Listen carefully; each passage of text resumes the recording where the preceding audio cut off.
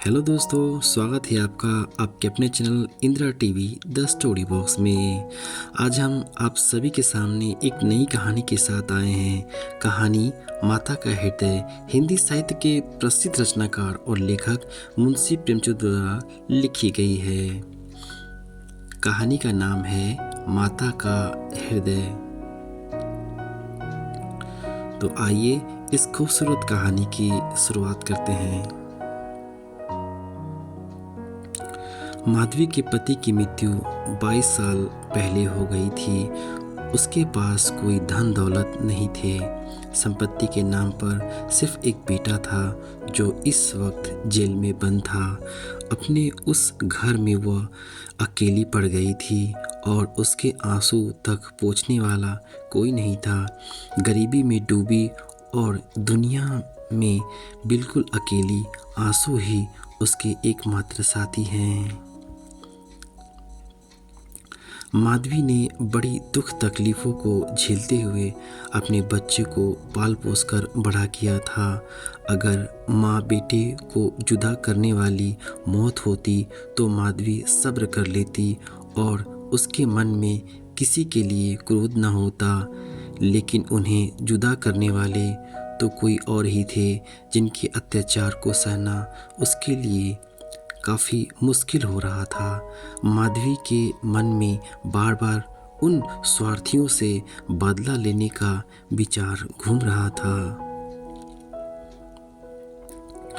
माधवी के लिए उसका बेटा ही सब कुछ था, जिसे देखकर ही उसे ज़िंदगी में आगे बढ़ने का हौसला मिलता था। माधवी का बेटा सुंदर होने के साथ ही बहुत होनहार भी था। उसका बेटा उसके मृत पति की जीवित तस्वीर था। वह उसका एकमात्र सहारा था, उसके पूरे जीवन की दौलत। माधवी ने उसकी अच्छी परवरिश की थी। उसकी गली के सारे लोग उसके बेटे की तारीफ करते नहीं थकते और यहाँ तक कि स्कूल के अध्यापक तक उस पर जान छिड़कते थे।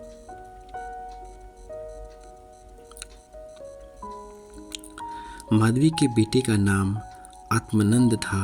वह सज्जन, परोपकारी और दयालु इंसान था। आत्मानंद से दूसरों की दुख तकलीफ देखी नहीं जाती और लोगों की मदद करने के लिए वो हमेशा तत्पर रहता था। उसे देखकर कोई सोच भी नहीं सकता कि कोई अपराध कर सकता है।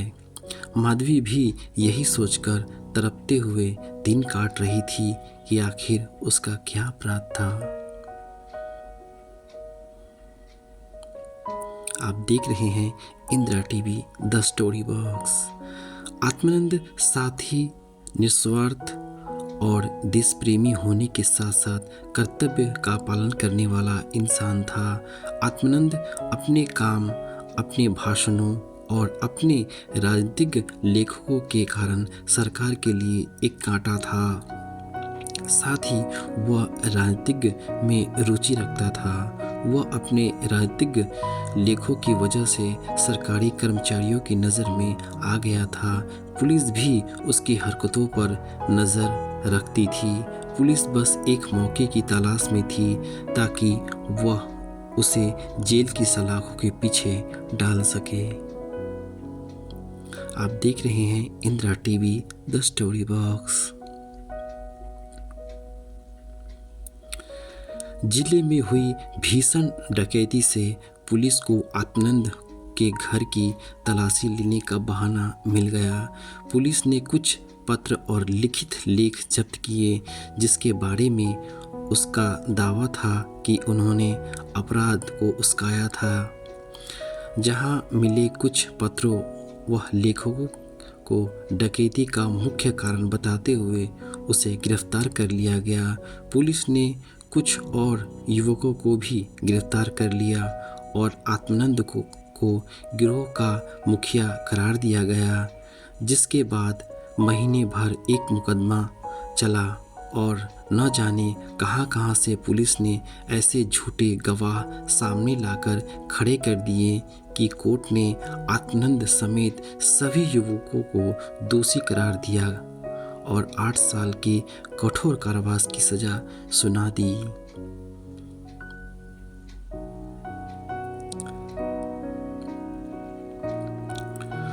मुकदमे के दौरान माधवी प्रतिदिन अदालत में उपस्थित होती थी। वह एक कोने में बैठ जाती और कार्यवाही देखती। तब तक उसे जरा भी अंदाजा नहीं था कि इंसान कितना कमज़ोर और क्रूर होता है या कितना नीचे गिर सकता है। जब सज़ा सुनाने आई तो आत्मानंद उसके पास आए, उसके पैर छुए और तुरंत कांस्टेबल ने उसे भगा दिया। अपने बेटे को हथकड़ियों में पुलिस द्वारा जेल में ले जाते देख माधवी वहीं बेहोश होकर गिर गई, जिसके बाद कुछ भले लोगों ने उसे टांगे पर बैठाकर घर तक पहुंचाया। माधवी को जब होश आया तो उसे पूरा वाक़या याद आया। अपने इकलौते सहारे से दूर होने का गम उसे खाए जा रहा था, जो उसे एक पल भी चैन की सांस तक लेने नहीं दे रहा था। कोई रास्ता न सूझने पर माधवी ने अपनी वेदना को ही प्रतिशोध में बदलने का फैसला लिया और उसके बेटे की यह दुर्दशा करने वाले से बदला लेना ही अपने जीवन का मकसद बना लिया। आप देख रहे हैं Indira TV the story box. इस जीवन में उसके पास आशा करने के लिए कुछ भी नहीं था। जीवन तभी सार्थक होगा जब वह अपने ऊपर दी गई यातना का बदला ले सकेगी। इंसान की शक्ल में बगची नाम के जानवर ने उसे खून के आंसू बहाने पर मजबूर कर दिया था। माधवी ने निश्चय किया कि वह उस आदमी को इस प्रकार रुलाएगी।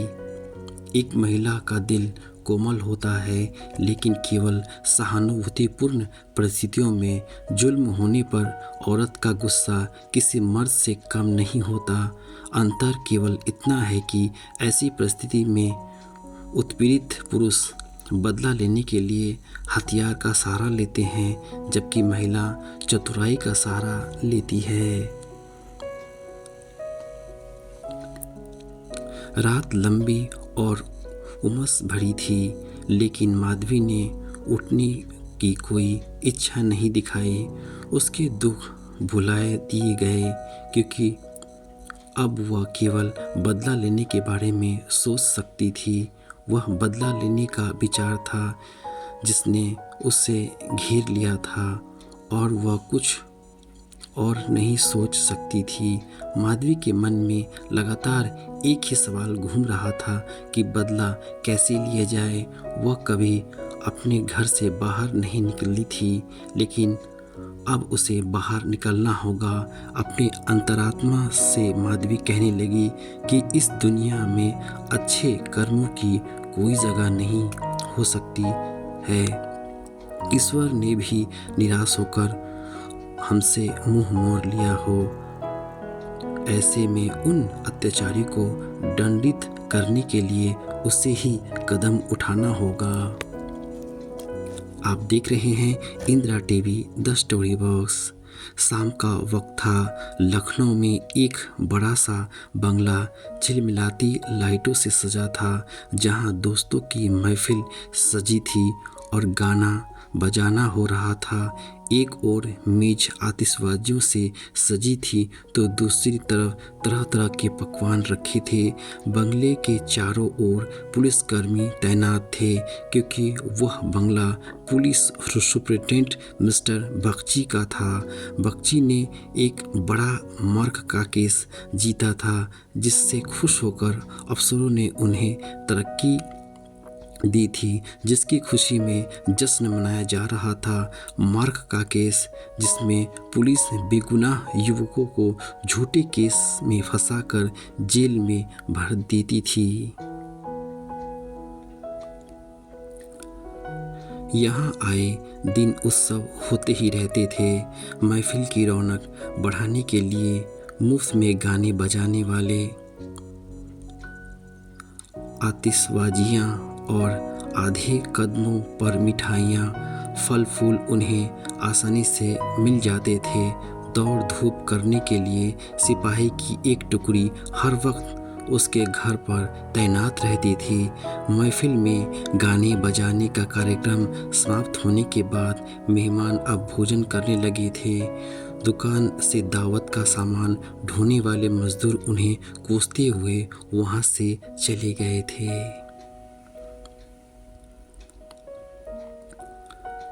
बस बाकी बचे मजदूर के हाथ एक बूढ़ी औरत वहाँ काम कर रही थी। वह बूढ़ी औरत चेहरे पर हल्की मुस्कान लिए अपने काम में मग्न थी। वह महिला कोई और नहीं बल्कि माधवी थी, जो बदला लेने के लिए मजदूर बनकर काम कर रही थी। महफिल खत्म होते होते सभी मेहमान जा चुके थे। इक्के दुक्के मजदूर बचा हुआ खाना समेट रहे थे। माधवी एक कोने में चुपचाप बैठी हुई एकटक सभी को देखे जा रही थी। आप देख रहे हैं Indira TV the story box. सहसा मिस्टर बागची की नज़र माधवी पर पड़ी तो उसके पास पहुँचे और बोले, तुम अब तक यहाँ क्या कर रही हो? कुछ खाने के लिए मिला या नहीं? माधवी ने नज़र उठाकर बागची को देखकर कहा, साहब खाना तो मिल गया, लेकिन मेरे पास जाने के लिए कोई जगह नहीं है। अगर आपको एतराज़ न हो तो मुझे यहीं कोने में पड़े रहने दीजिए। माधवी की बात सुनकर बागची ने कहा, नौकरी कर लेगी बंगले में, बच्चे को पालना आता है क्या? बागची की बात सुनकर माधवी ने तपाक से कहा, जी साहब, बच्चे को अच्छे से खिलाना जानती हूँ। इसके अलावा घर के छोटे बड़े सभी काम कर सकती हूँ। बस मुझे एक मौका दे दीजिए। माधवी की ओर ध्यान से देखते हुए बागची ने कहा, ठीक है, तुम कल से ही काम शुरू कर दो। माधवी को बागची के बंगले में काम करते हुए 1 महीने से अधिक हो गया था। माधवी अपने काम में इतनी निपुण थी कि उसने पूरा घर खुश था। बागची की पत्नी का स्वभाव चिड़चिड़ा था और वह आलस व अपनी खराब सेहत के चलते दिन भर बिस्तर पर या सोफे पर पड़ी रहती और नौकरों पर चिल्लाते रहती। इसके स्वभाव के कारण बच्चे का ध्यान रखने वाली आया ज़्यादा दिन तक न टिक पाती। माधवी उसकी जली कटी बातें सुनकर भी चुपचाप अपने काम में लगी रहती। इसलिए बागची की पत्नी को उससे कुछ खास शिकायत नहीं थी। उसने बच्चे की देखभाल की जिम्मेदारी भी माधवी को दे दी थी।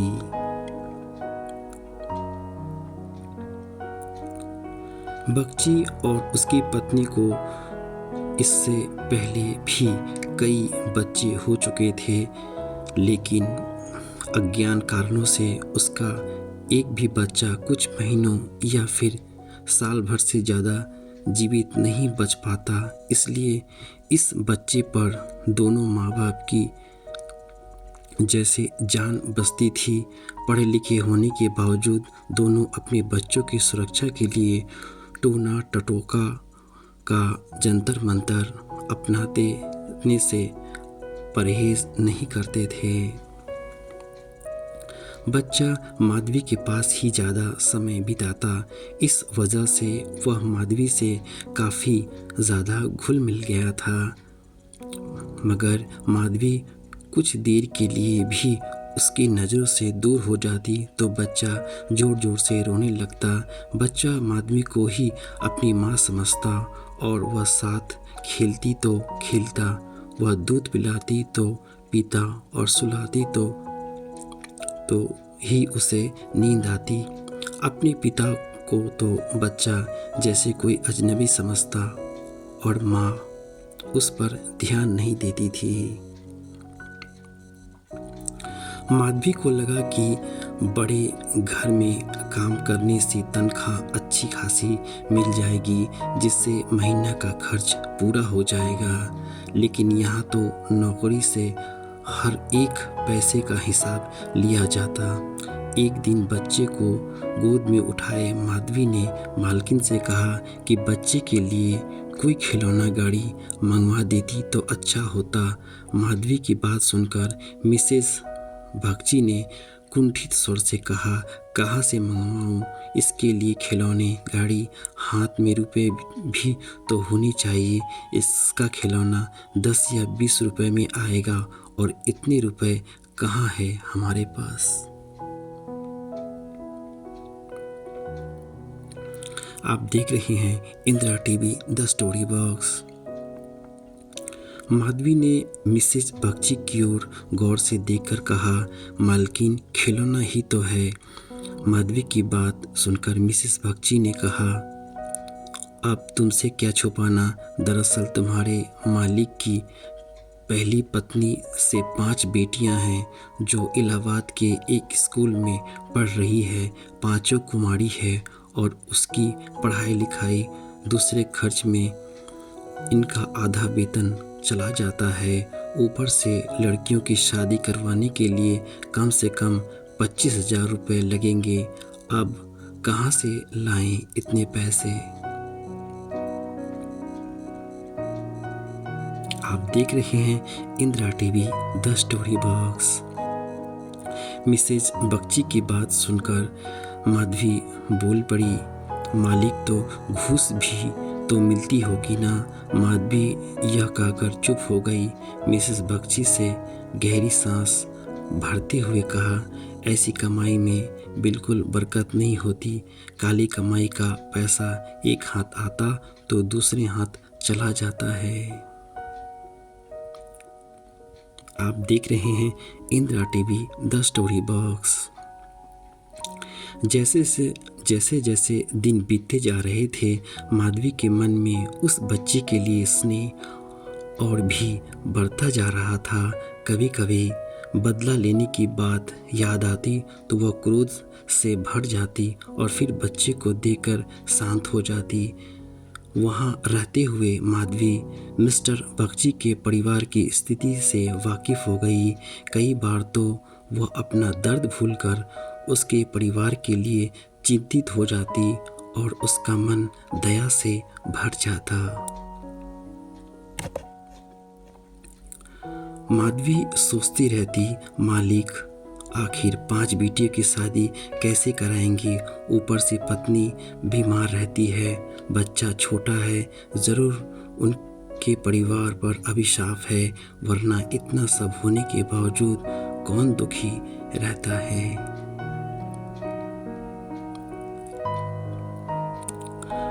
कमज़ोर बच्चों के लिए बरसात तो बीमारियां लेकर आती है। बरसात में उन्हें अक्सर खांसी, जुकाम और बुखार घेर लेता है।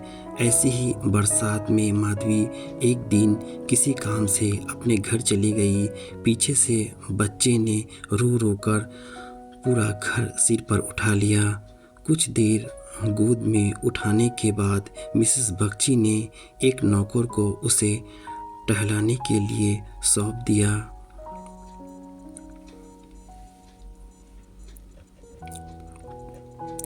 कुछ देर आंगन में घुमाने के बाद नौकर ने बच्चे को हरी घास पर बैठा दिया।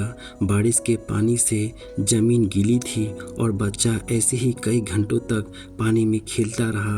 वह नौकर दूसरे नौकर के साथ गप्पे हाँकने में मस्त हो गया।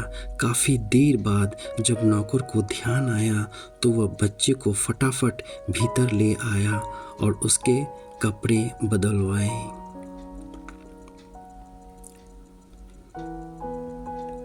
शाम होते ही जुकाम से बच्चे की नाक बहने लगी और खांसी से गले से आवाज़ आने लगी। देर शाम तक माधवी बंगले में पहुंची तो बच्चे की हालत देखकर उसका कलेजा फटने लगा। वह बच्चे को लेकर तुरंत मालकिन के पास पहुंची और कहा, देखो ज़रा बच्चे का क्या हाल हो गया है, कहीं इसे सर्दी तो नहीं लग गई। बच्चे की हालत देखकर मालकिन भी हक्की बक्की रह गई, क्योंकि वह ऐसा मंजर पहले कभी नहीं देख चुकी थी।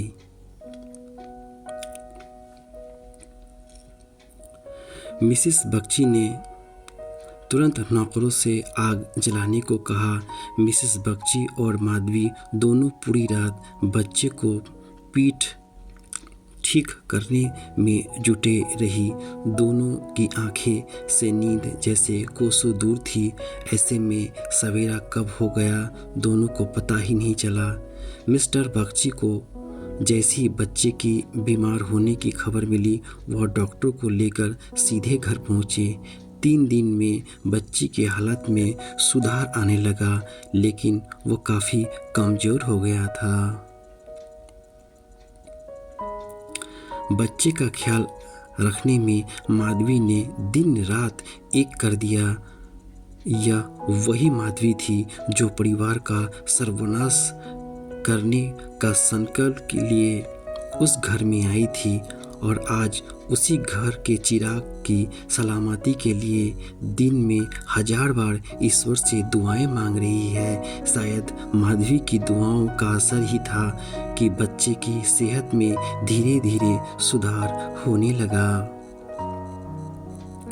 एक सुबह मिस्टर बख्शी बच्चे के झूले के पास बैठे हुए थे और मालकिन सिर दर्द के कारण चारपाई पर पसरी हुई थी। माधवी के पास में ही बैठी बच्चे के लिए दूध गर्म कर रही थी। माधवी की ओर देखते हुए मिस्टर बख्शी ने कहा, हम जब तक जिएंगे तुम्हारे एहसान के तले दबे रहेंगे। या तुम ही हो जो बच्चे के मौत के मुंह से खींच लाई, वरना हम तो उम्मीद ही हारने लगे थे। इतने में मिसेस बख्शी भी उठकर पास आ गई और माधवी से कहा, तुम एक देवी बनकर हमारे जीवन में कष्ट हरने के लिए आई हो। आज अगर तुम न होती तो पता नहीं क्या अनर्थ हो जाता। मेरी तुमसे एक विनती है। वैसे तो जीना मरना सब ऊपर वाले के हाथ में है, लेकिन तुम्हारे हाथ में ज़रूर संजीवनी है। मेरी तो किस्मत ही अभागी है, पर हो सकता है तुम्हारे पुण्य से मेरे बच्चे की जान बच जाए। माधवी चुपचाप मिसेस बख्शी की बातें सुन रही थी। मिसेस बख्शी रुआसी आवाज़ में कहने लगी, सच कहती हूँ, अब तो बच्चे को गोद में उठाने तक से भी मुझे डर लगता है। तुम इसे आज से अपनी ही बच्चा समझो और इसकी माँ बन जाओ। इसे भी तुमसे लगाव हो गया है। तुम इसे अपने साथ अपने घर ले जाओ और वहीं इसकी परवरिश करो। जब तक यह तुम्हारी गोद में रहेगा, हमें चिंता नहीं होगी। मिसेस बख्शी की बात सुनकर माधवी ने कहा, मालकिन क्यों ऐसे बुरे विचार मन में ला रही हो? बच्ची की हालत में सुधार हो रहा है, वह देखना।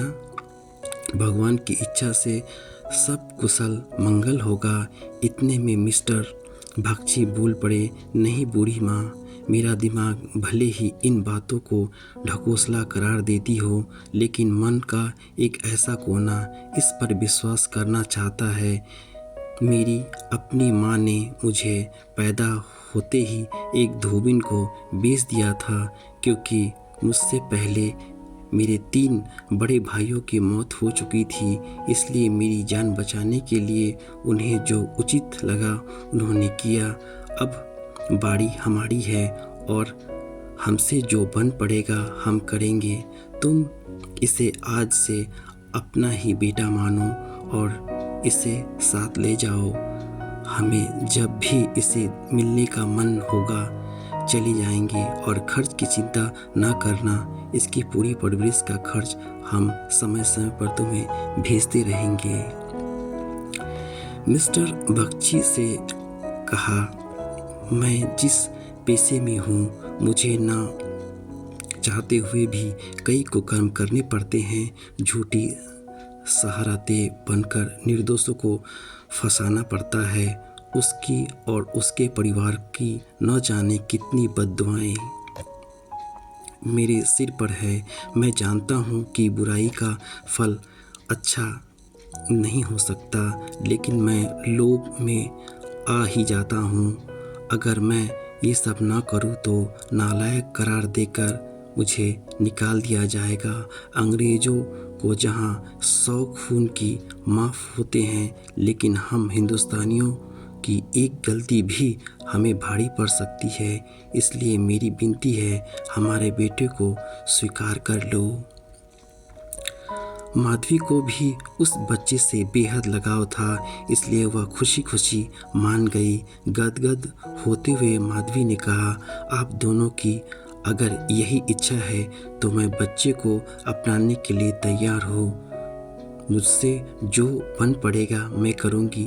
मेरी भगवान से बस यही दुआ है कि हमारे बच्चे को वह अमर करे।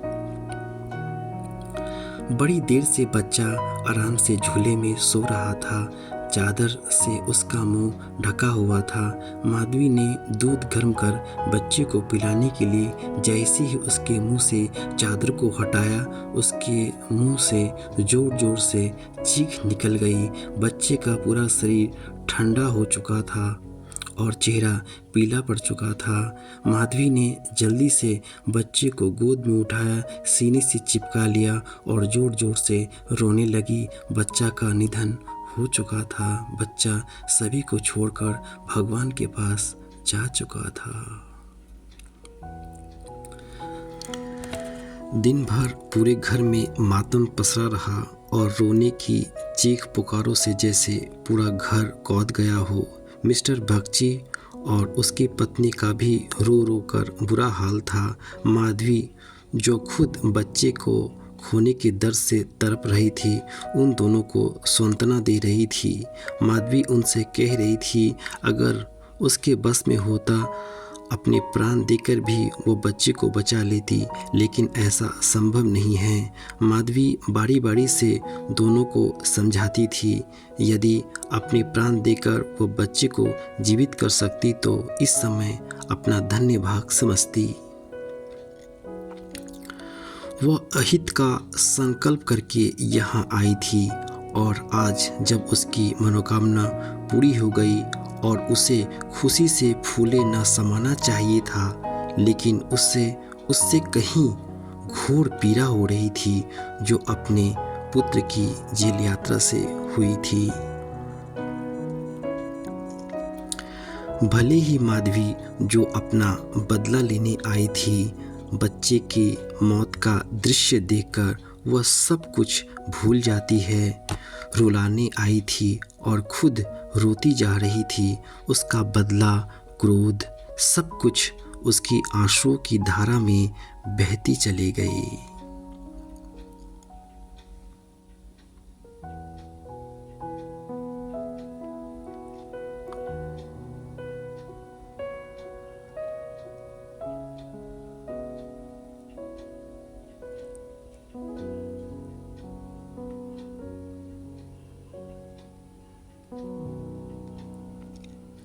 शिक्षा।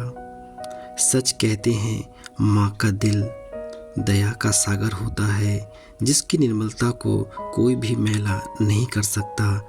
माँ की ममता का पूरी दुनिया में कोई मोल नहीं।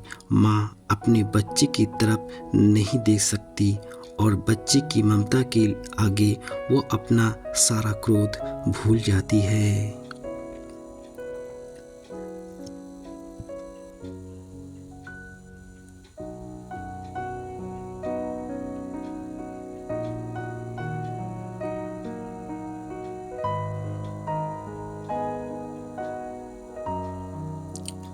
अगर आपको हमारी माता का हृदय कहानी पसंद आई हो तो इसे अपने मित्रों के साथ शेयर करें और अपने बहुमूल्य राय के लिए आप हमें कमेंट कर सकते हैं। साथ ही साथ चैनल को लाइक सब्सक्राइब करना ना भूलें। अपना ख्याल रखिए। धन्यवाद दोस्तों। फिर मुलाकात होगी अगली कहानी में।